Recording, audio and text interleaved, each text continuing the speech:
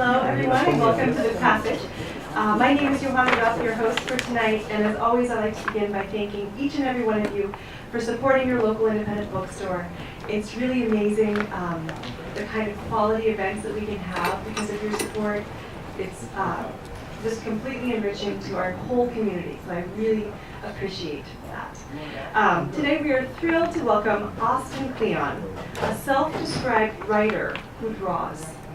He has written Show Your Work, Newspaper Blackout, and his very latest book is called Steal Like an Artist. It's a journal as well as a call to living life like an artist, always looking for the extraordinary in the ordinary. Despite Austin's claim that there is nothing completely original, I would say Austin himself is completely original. I would also say his vision is an inspiration to all of us to be our most creative selves. So please help me warmly welcome Austin Kleon.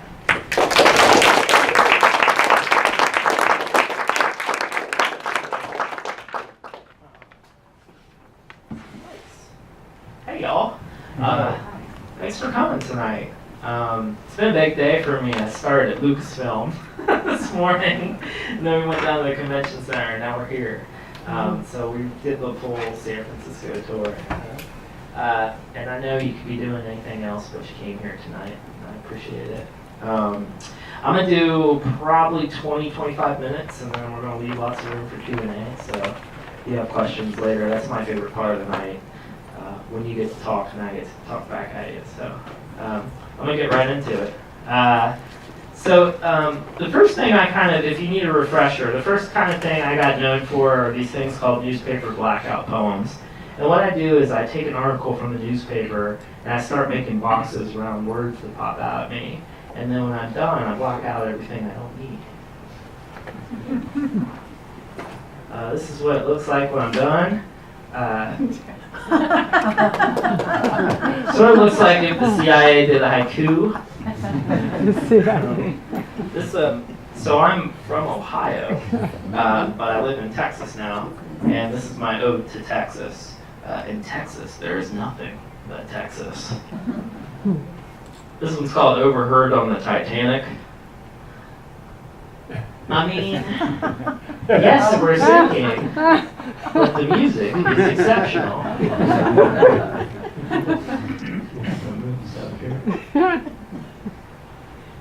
This one's called What is Marriage? Marriage is two people in love standing in the same bathroom. So a lot of these things were collected in my first book, Newspaper Blackout. Has anybody read that book? Oh, a couple of head nods, 2 of them. Perfect. It was a poetry book, and so it didn't really change my life, but I did get to go around and talk to people about poetry and creativity. And one of the talks I gave was at a community college, and it was a list of 10 things I wish I knew when I was first starting out. And that eventually turned into my second book called Steal Like an Artist. How many people? Thank you. And when Steal Like an Artist came out, it did all right. And then the sequel to Steal Like an Artist is a book called Show Your Work, which if Steal Like an Artist was a book about how to soak up influence to become and find your voice. Show Your Work was about how to share what it is that you do, how to take that thing and your creativity and put it back out into the world. Behind all this work and these books, the thing that has kind of unified all those things is that I am a notebook guy. I am a notebook keeper, and I've kept a journal since I was about 13. And the first journal I ever kept was in my middle school English class. My teacher, Mrs. Neff, had us keep composition books. And every day when we came to English class, we were supposed to go over to the little milk crate, pick up our composition book, and Mrs. Neff would have a prompt written on the board for us. And so we would have like 10 minutes to answer the prompt. The other thing Mrs. Neff did is if she didn't have a prompt for us, she would have a poem written on the board, and she would have us copy it. And if you see right up here, this is Edgar Allan Poe's The Raven in my beautiful middle school cursive. But it's kind of funny because the Steal Like an Artist journal, I was thinking about the other day, it's basically Mrs. Neff's class in a journal. So I'm kind of stealing from Mrs. Neff. I think that idea of having prompts, sometimes when you stare at that blank page, it's too much, right? But a prompt is like a little nudge. It's something to give you a little bit of direction. I think it's easier to fill pages when there's a little bit there to get you started. And so that idea drilled in the back of my head. But after I started keeping my notebook for Mrs. Neff, I thought, oh, well, I should keep my own notebook at home. And so I started my own composition book, and I used it for really highbrow things, like copying the cheat codes for Mortal Kombat video games and keeping track of Green Day lyrics. So I kept composition books when I was in high school, and then when I got to college, I had a professor named Stephen Bauer, and Stephen had us keep what is called a day book, and that is a notebook that you keep with you all day, and basically the idea was to get used to it, pulling that notebook out throughout the day and observing our life and writing down, overheard conversations and things that we see out in our life, to just start that notebooking habit and to have paper with you all the time. And as I got out of college, I kind of discovered more of a visual thing in my work. I started making, I make these crazy little thought maps. So I'll start in the middle with an idea, and then I'll just kind of radiate out. This is kind of whenever I'm trying to figure something out, I just start in the middle of the page and work out. There are a couple map exercises in the journal. And then I started getting really visual with my notebooks. This is a map I made of the book Ways of Seeing by John Berger. And what was interesting, when I started drawing other people's books, it was almost, I feel like it was kind of practice for me eventually illustrating my own. And now my journals they're a little bit more collage-like. I kind of use them as a combination of a notebook and a scrapbook.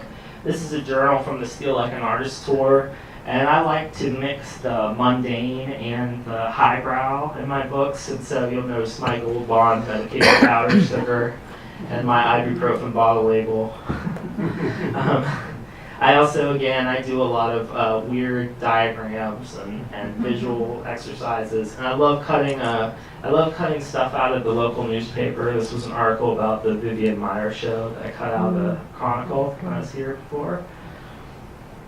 I love getting those little cheesy maps from hotel desks of the city, and so this is a Philadelphia map where I've kind of traced my route for the day. And then I kind of collect scraps as I go around the city, and I paste them with the map. And so so the notebook has always kind of been a private space for me to work stuff out, but I've also been public with it in that I'll either scan it or take a picture and post it on my blog. And so throughout the years of sharing my notebooks, I got a lot of questions about notebooks and how I keep them, and people would be like, so do you use moleskin, or do you, spiral bound, or do you use field notes, or what? And I figured at a certain point, well, maybe I should just make a journal for people. Maybe I should make my own notebook. The capitalist in me was. So when Workman, my publisher, was interested in doing a journal too, and so then it became this interesting exercise in thinking about what was important to me in keeping a journal, and how I used notebooks before, of course, because I was the exercise was making the journal I always wished existed, basically. But it was also, so it was about thinking about how I had journaled in the past, but it was also about looking at other notebooks from famous artists and thinkers and scientists, and thinking about what I could steal from them. And so for the rest of the time, I would like to show you some of my favorite pages from other people's notebooks and journals, and talk about how they influenced the Steal Like an Artist journal. The first thing I want to show you is, this is Stanley Kubrick's notebook from when he was working on Dr. Strangelove, and it's a list of titles he's considering for the book. And one of the things that I want to emphasize tonight is that a notebook is a good place to have bad ideas, basically. I like this part. Dr. Strangelove's secret uses of Uranus. Ideas for it. But you can tell that, Kubrick's working this out on the page. This is Robert Rauschenberg's pocket notebook, the collage artist and the great artist Robert Rauschenberg. One of the things that I found interesting when I kind of dove into artists' notebooks is that a lot of really visual artists kept very verbal notebooks. The notebooks were pretty plain and full of words and lists. And that was really fascinating to me. One example is Jean-Michel Basquiat. On the left here is one of his notebook pages, and it's just kind of a crazy poem. I love this page on the right here. Basquiat just kept a list of people he was digging, basically. It was almost, so he has like Walter Cronkite, Pee Wee, Ali, John Glenn, Miles Davis, Prince, William Burroughs, Elizabeth Taylor, Ringo Starr, Elton John. Like just this weird list of his influences. And I love the idea of keeping lists. Lists are kind of a big deal in a lot of artists' notebooks. Basquiat's interesting because he was a great copyist. He loved to copy stuff out of books. This is actually the table of contents for Moby Dick that he copied out by hand. I'm not real sure what he did with these, whether he put it in a painting or not. But I was fascinated by this idea of copying and making lists, and there are several exercises for copying in the journal. This is a piece called 96 Sacraments. It's from the notebooks of an artist called Paul Thek. And I love this idea of just keeping an ordered list in the notebook. I find something very comforting. I'm a guy who put out books, 10 things, right? So I'm very interested in lists and numbered lists. And so actually the first exercise in the journal is list 10 things you want to learn. And it was interesting, I was talking to a young man today, he said he found this really, really hard to do because it set him into this kind of existential crisis, he said. He said, because when you really sit down and think about what you want to learn, you learn a lot about your life, actually. That was kind of funny. There was a comedian named Mitch Hedberg, and these are his notebooks. There's a beautiful video online of his widow talking about how important notebooks were for him and his creative process. If you go home and Google it, it's really good. I love these notebooks. You can tell that Mitch Hedberg was really working out things on the page. This is kind of fun. He's working out one of his Letterman routines, and he's listing his jokes on here. Really fun to look at. Susan Kerr, the woman who designed the original Mac icons, this is her sketchbook from that era. It's graph paper, and she's made these kind of pixelated icons. I love those pages. I leave this picture in here just because I like it. This is the inventor of the bendy straw. This is his drawing. I love that drawing. The guy who invented Pac-Man, this is his notebook. And I love this little chalk you see in the middle, that means top secret. And that's something that I find really fascinating about paper journals. A lot of people have asked me, why would you put a paper journal out in this digital age? Why not just keep a journal on your phone or on your computer? And I think in this connected world, there are very few spaces in which we can have thoughts to ourselves and write down our thoughts and see them for what they are without sharing them with other people. And I think that's what's so powerful about a paper notebook. And so I got really interested in notebooks in which people had crossed things out. This is Marcel Proust's notebook. And the whole thing's crossed out, right? Notebooks are great places to work on things and workshop things without other eyeballs being on them. I'm a guy who wrote a book called Show Your Work, and all about sharing and sharing your process. But you have to have that process first before you can share it, And I think we all need space in our lives and time in which we can work things out, and paper is a perfect thing for that. This is Sophia and Nathaniel Hawthorne. They kept a joint journal as a couple, And then later on, they went back and blacked out passages so no one could ever read them, which makes you want to know what's underneath, right? I love this idea of crossing things out, writing things down and then crossing it out. So one of the exercises in the journal is write something here that would get you fired, expelled, or disowned, and then scribble over it so no one can ever read it. There's something, I've had a couple of people say, oh, I get this perfect journal and then I don't want to ruin it. I don't want to write anything in it. I'm like, oh, you gotta ruin it. That's the whole point, right? These are the sketchbooks of a cartoonist named Gary Panter. And Gary wrote a wonderful blog post about keeping a sketchbook. And one of the first things he said is you gotta mess it up quickly.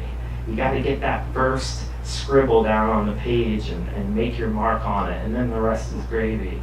I had a guy in Seattle the other day say, oh, he came up when I was signing and said, oh yeah, it's like cars.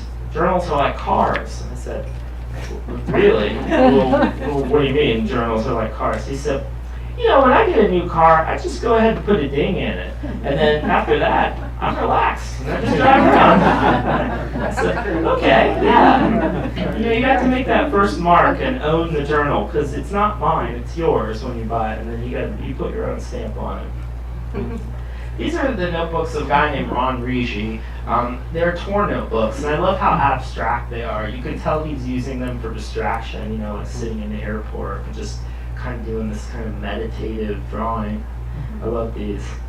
Doodling is really interesting. These are the doodles of Henry David Thoreau in his journals. Really beautiful thing. I want to put these on a t-shirt or something. Look at drawings. These are Dostoevsky's doodles when he was writing. Really wild and crazy. There's something about doodling that's really, my friend Sunny Brown has written a book called The Doodle Revolution, and Sunny's whole research that she did showed that doodling actually has a very important cognitive function. That when people doodle, what they're doing is they're kind of busying their hands so that they can free up their mind. And you know, everybody doodles. These are the doodles of Albert Einstein on the back of one of his notebooks. And there's something about doodling that can kind of, again, free up your mind, and ideas kind of rise when you keep your pen moving. And so that's one of the prompts in the book. Fill this page with doodles to get an idea. These are the notebook pages of a woman named Linda Berry, who's one of my heroes.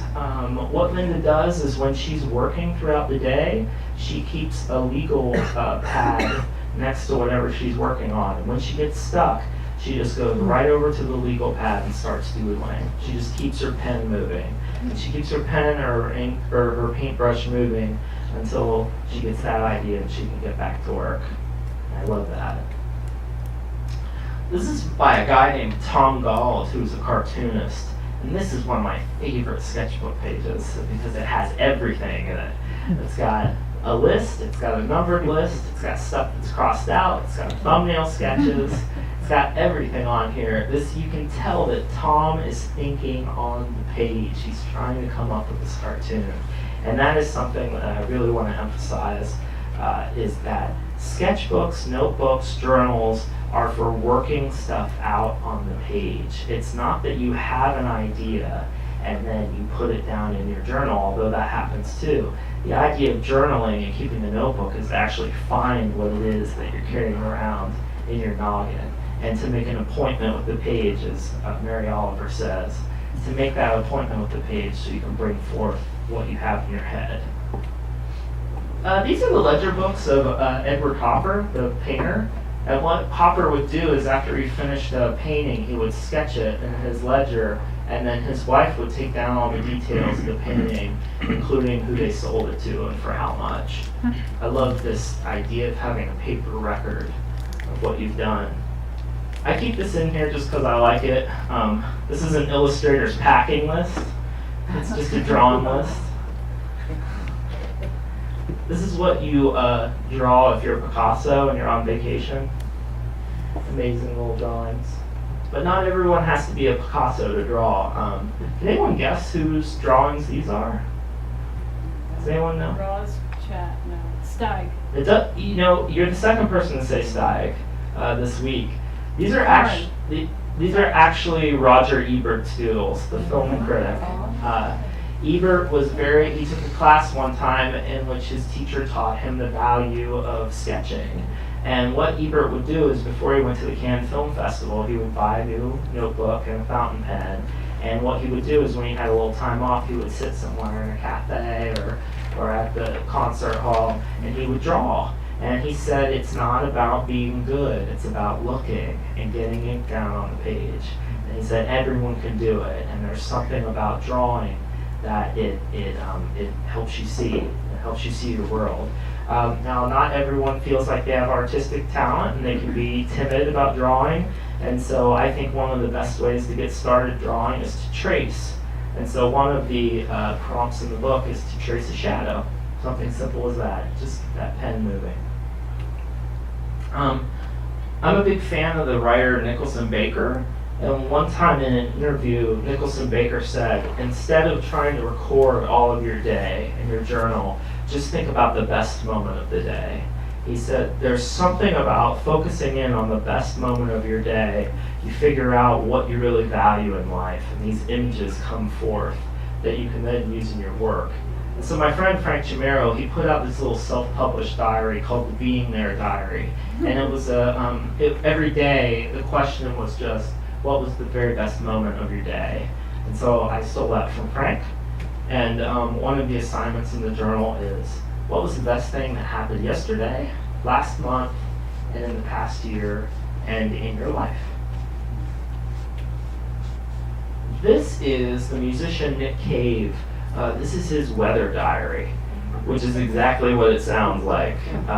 When Nick Cave was going through a certain period of writer's block, he would sit down every day with his weather diary, and he would start writing about the weather. And he would just try to describe the weather in as accurate detail as he could. And what he said was that by doing this very mundane activity, writing about the weather, it was sort of like the doodling we talked about before.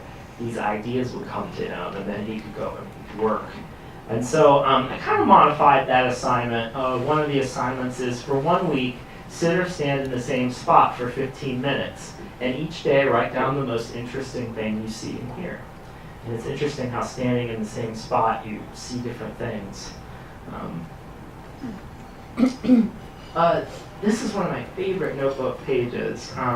Late in his life, when Beethoven was going deaf, he would sit in the bar, and the way that he would talk to his friends is through these conversation notebooks. They would have written conversations together. And so I kind of modified this. This is one of the braver, you have to be a little bit brave or crazy to attempt this next one. But I said, take a one-day vow of silence and use your pen in this page to respond to others. This is the director, I always screw up his first name, so I'm just going to say Del Toro. He's the director of Pan's Labyrinth and Pacific Rim and Hellboy, those movies.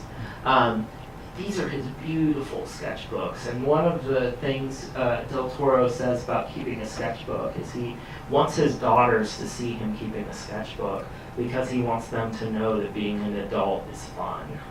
And I love that idea of, like, I have a couple of small kids now, and I love that idea of modeling adult fun for them. Another person who their journals started because of their children was this woman named Janice Lowry, and these are her journals. And I really love her style of mixing writing with collage and drawings. I've definitely kind of stolen from her for my own notebooks. And she originally started because she wanted to keep a written record, a paper record of her life for her children. You know, people talk about paper and how ephemeral it is, but actually, barring flood or fire, paper lasts a really, really long time. And I have hard drives that are 2 years old that I can't get to, but I have notebooks that are 20 years old, you know. I also love the way that Lowry mixed the sublime and the mundane. If you look to the very left there, it says Weight Watchers, and she's keeping track of her points for her Weight Watchers. I love that. The notebook is a tool for these higher things and these everyday things. I'm winding down here. This is not John Hancock, the John Hancock, but John Hancock's grandfather. This is from 1687, and it's what's called a commonplace book. And back in the day, it was actually kind of hard to get a hold of books. They were expensive, and when you did get a hold of a book and you found a part that you liked, there weren't any photocopiers or camera phones that you could take down passages. And so what people would do is they would copy their favorite passages out of books into what they called a commonplace book. And it was kind of like a proto-blog or a proto-Tumblr. And people kept these and they passed them around. And I like that idea of keeping things that, these little bits and pieces that you want to save for later. And so one of the features of the journal is what I call a swipe file. And a swipe file is a little envelope in which you keep these little bits and pieces and scraps that you want to save for later. And then when you're looking for a little bit of inspiration, you open up the swipe file, see what you can borrow. This is Darwin's notebooks, Charles Darwin. On the left is some biological diagram that I don't understand. But on the right, Darwin kept a list in the back of his notebooks of books he wanted to read. And I thought that was a great idea. So in the back of the notebook, there's a place to keep track of the books you want to read. This is a picture of the photographer Peter Beard with his insane collection of sketchbooks and scrapbooks. I love this picture because there's something about having notebooks that you can spread out. You can look at your life's work in this way. It's really satisfying. And like I said before, paper lasts. Barring flood or fire, you have this written record of your life. And this is kind of something what I'm talking about. This is Marie Curie's notebook, and it's still radioactive. Paper lasts. You have to keep this in a lead box. The designer Michael Beirut, this is his stack of composition books from his career. And what Michael Beirut does is he carries a composition book everywhere. And the minute he finishes one notebook, he starts another one. And the New York Times just did a feature article of his notebooks. And so if you go online and search for Michael Beirut, you can see more of these images. One of my favorite cartoonists, James Kuchalka, this is his stack of sketchbooks from doing his comic American Elf. And that's actually the last slide of notebooks I have to show you, but I wanted to share this. Image. This is Eva, and Eva came to the Seattle gig that we had a couple of days ago. And during the Q&A, Eva came up to the microphone in front of 180 people, and she said, "So, what time do you usually journalize?" and the whole room laughed, and I said, "Eva, like journalize, that's this really great word. I'm going to steal that from you." I'm so impressed you made up this word. So I inscribed her book Eva to the journalizer. But later when I went home, I looked up the word, and it's actually a real word. It's a dated word. They used to use it for accounting a couple hundred years ago, but I think we should bring it back to journalize. And so here are my 3 tips for journalizing and how to use the steel like an artist journal. Number 1, carry it with you wherever you go. It's important when you're starting a notebook habit to have it nearby for those little moments in your day when you have a little bit of time and you can pull it out. These are ivory plates that Thomas Jefferson used to carry around. And what Jefferson would do is throughout the day he would take little notes on these ivory plates. And then when he came home, he would copy his notes into his regular notebook and he would erase the plates. It was kind of like a proto-PDA or something. And so I recommend when you start out journaling, if you're trying to get your habit going, carry it with you everywhere. I actually travel with what I call a portable analog desk. And it has my journal and my pens and scissors and tape. Did you know you can get on a plane with scissors? Because you can. They just have to be very short and stubby. So anyway, carry it with you wherever you go. Number 2, do at least one exercise every day. When you're building a journaling habit, it's important to make time and spend time with it. So set aside just 15 minutes a day where you can do a little bit of journaling. And I recommend for journaling airplane mode on your phone, Learn how to turn your phone into airplane mode so no one can text you or you can't get any Twitter notifications. And invest in good earplugs. That might seem kind of silly, but earplugs have the highest cost-benefit ratio I know of. And again, I'm a parent, so you buy a set of earplugs, and when you put earplugs in, you create headspace, and headspace is what you need to journal.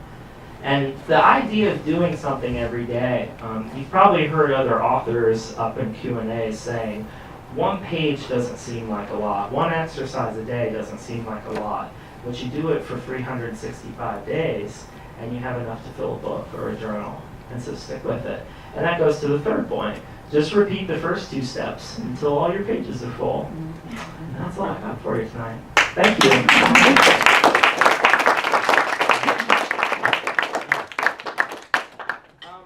I think we have plenty of time for Q&A, so if y'all have any questions about journaling or creativity or any of my other books, I would love to hear from you.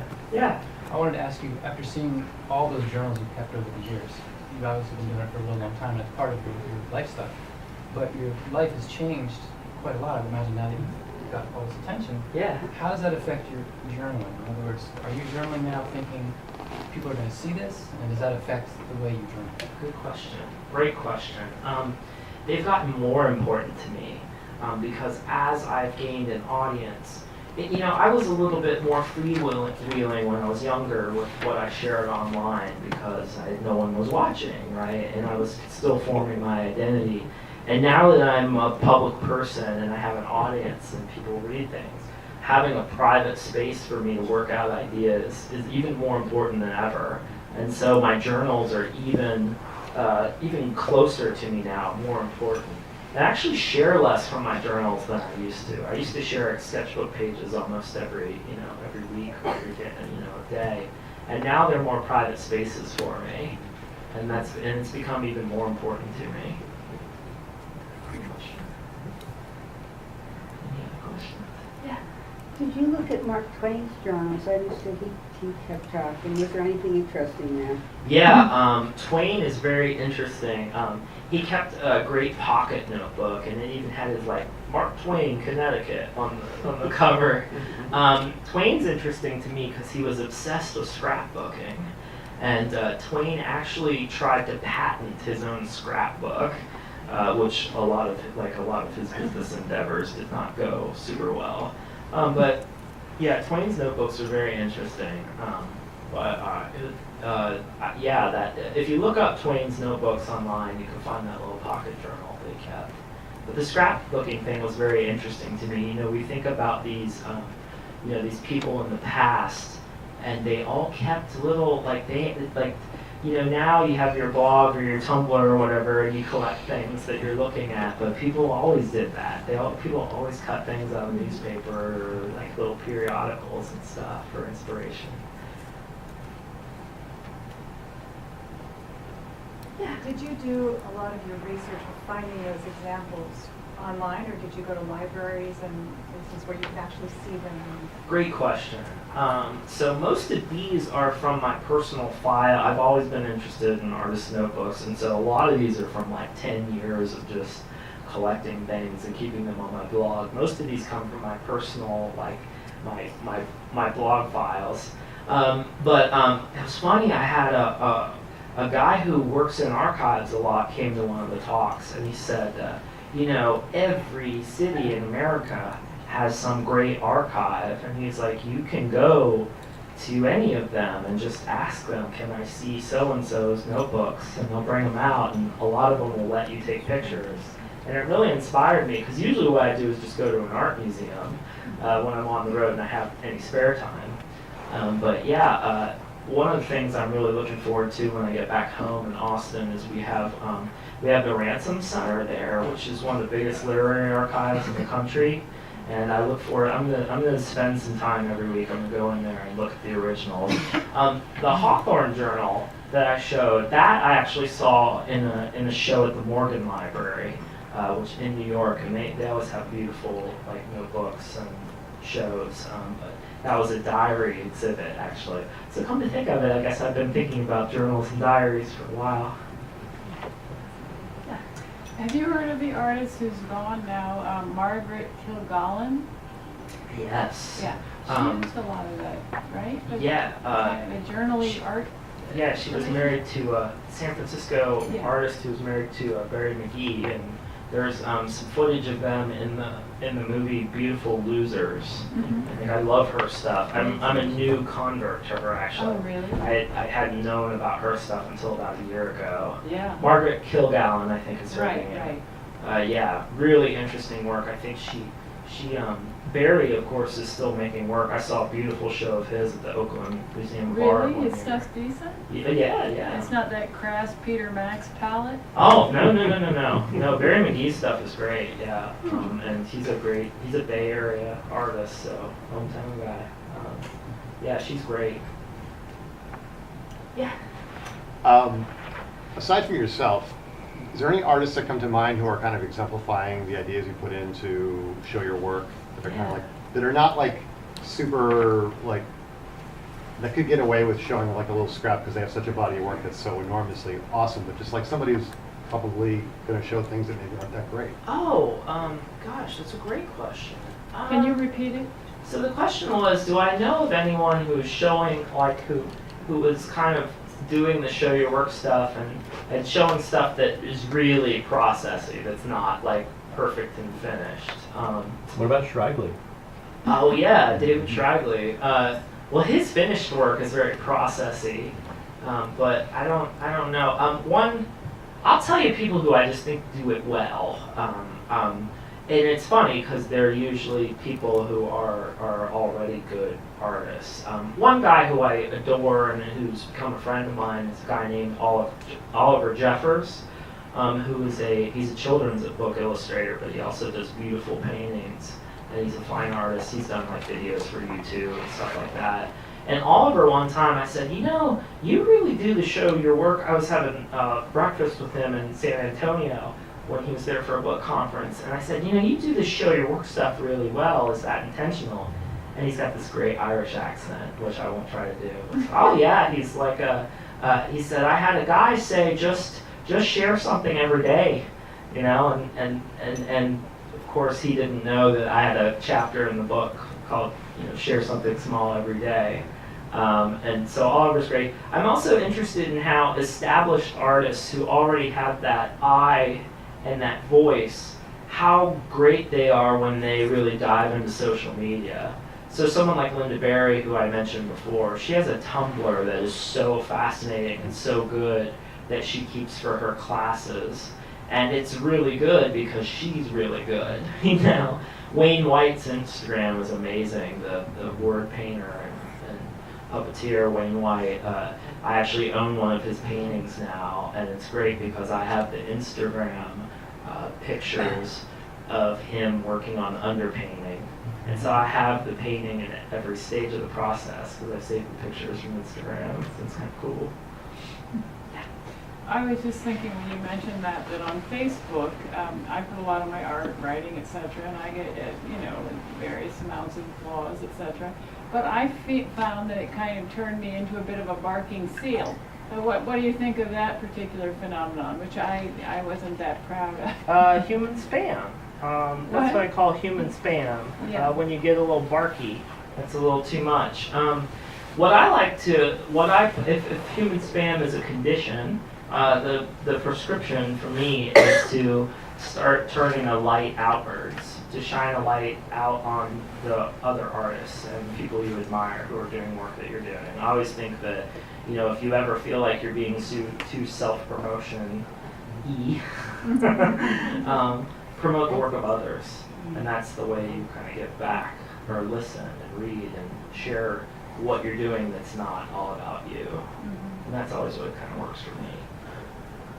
Any other questions? Yeah.